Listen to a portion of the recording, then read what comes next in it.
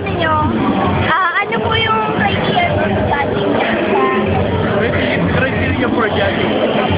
Ang criteria for judging, dapat may tinatawag tayong wordplay. May wordplay na tinatawag.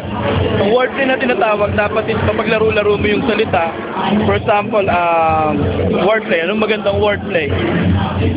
For example, RH bill.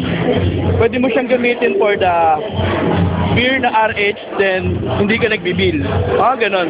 So, lalaruin mo yung salita. Tapos, may multisyllabic rhyme na tinatawag. Dapat magkaparehas talaga yung dulo. For example, try mo i-reset kay Alanis Morissette. Ganon. Mga ganon. That's a rhyme. Ayun yung quality na hinahanap ngayon. Tapos, syempre, usually yung quality ng ang unang-una pati dito sa laro namin, kailangan mo ng execution.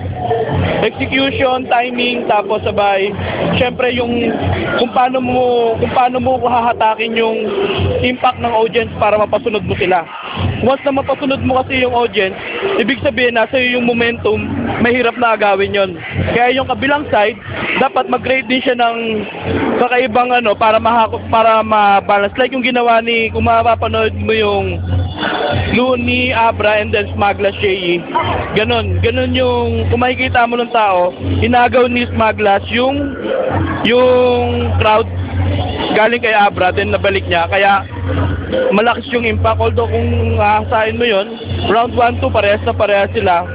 Yung naibalik lang, dun malaki sobra yung impact. Impact kasi ang hinahanap sa tao. Ayan. Andy G. Andy G. Yan. Pare-pareho po ba kayo ng criteria o iba po sa Iba-iba. Kasi una-una dapat may kanya-kanya kaming style eh. May dapat magagawa ka ng trademark na ikaw yon. Para malaman na ikaw yon. For example, pag sinabing J-Skills, malaki yung boses. Pag sinabing batas, balbas. Dapat ganon. Para yon. DC Clan. DC Clan, Thank you po.